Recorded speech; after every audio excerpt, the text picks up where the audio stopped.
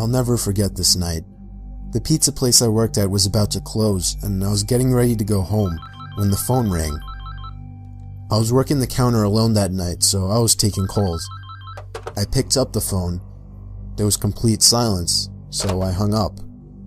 About a minute later, the phone rings again, so I pick up again. Still silence. I was about to hang up again when I heard the very weak and cold voice of an old woman on the other end. She said she wanted a regular pie delivered. I remained polite on the phone, but on the inside I was screaming. I just wanted to get home and end my shift.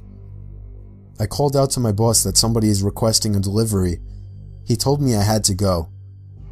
I was upset at first, but I realized it's another tip, and the old ones usually tip the most, so I decided it was okay.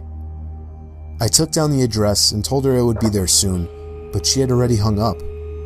I thought that was rude, but I ignored it and yelled to the chef that I needed one regular.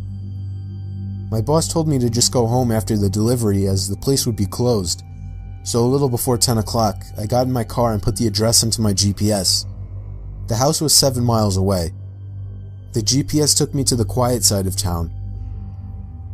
I arrived to the house. It was a small, one-floor house on a very quiet and empty block.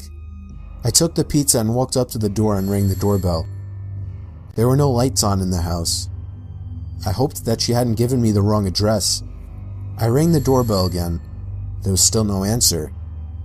I was about to give up when I turned my head and saw somebody standing at the window. I got a little freaked out and backed up at first, but I eventually got closer to the window to see the person. It was an old woman, probably in her late 70s. She was just staring at me with a blank expression. I yelled to her through the glass that I had her pizza. She didn't react to what I said, so I screamed it louder. A big smile ran across her face. Not a pleasant, genuine smile. It was a smile that sent chills down my spine. I still remember that exact face she made through the window. I decided that I was freaked out enough and got back to my car and set the pizza in the passenger seat. I had to text my boss about this. I shot him a quick text and started my car, ready to get the hell away. I looked to my right to get one more look, to see the woman standing right outside my passenger side window, giving me the same stare she had given me before. I put my car in drive and floored it down the street, not looking back. My boss never made me do a late night delivery again.